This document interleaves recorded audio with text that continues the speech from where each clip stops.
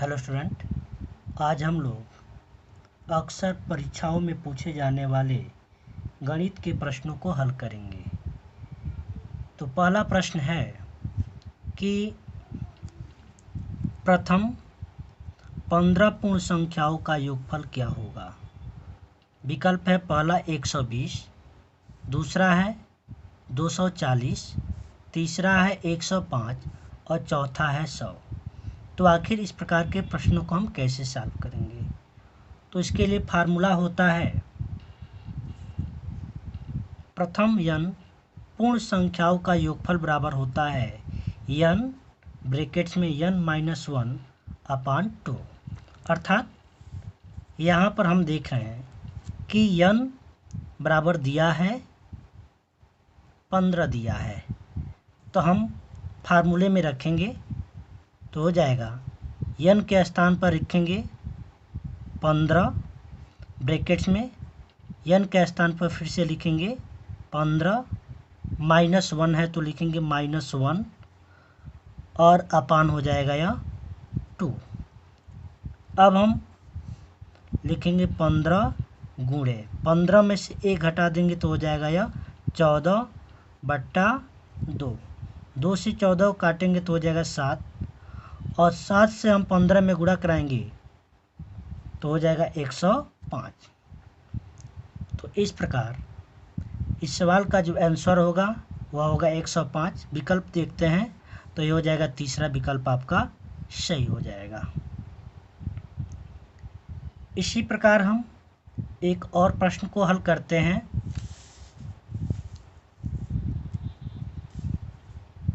प्रश्न है कि प्रथम 10 पूर्ण संख्याओं का योगफल क्या होगा।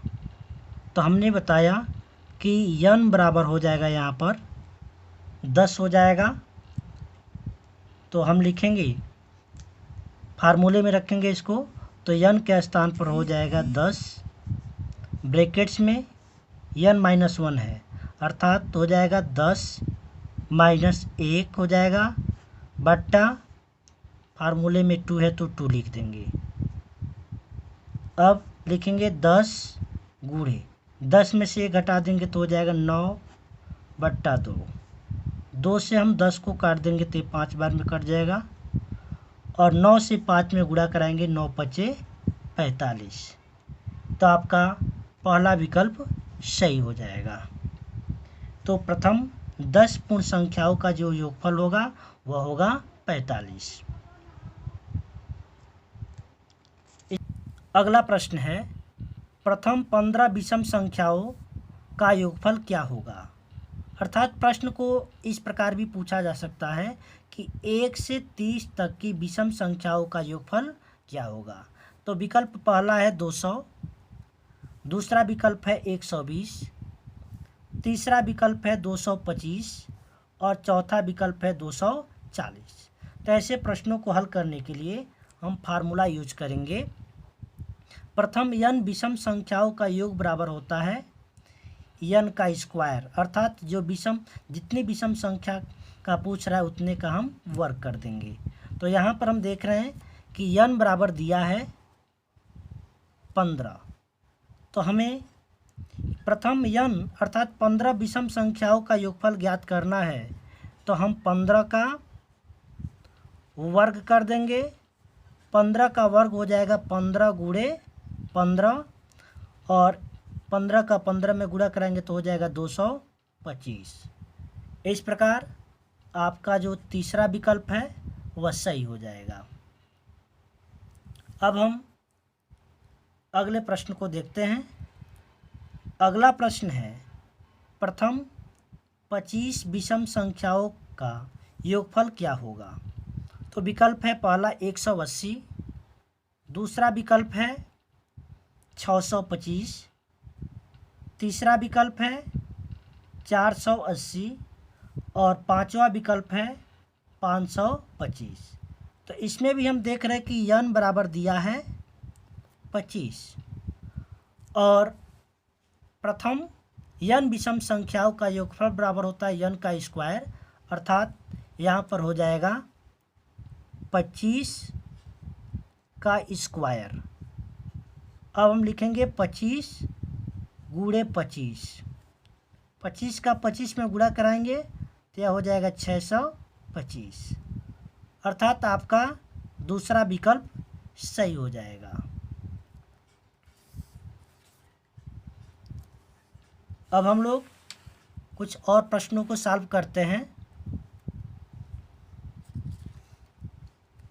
अगला प्रश्न है, दो संख्याओं का योग 600 है एवं उनका अंतर 240 है, तो छोटी संख्या क्या होगी।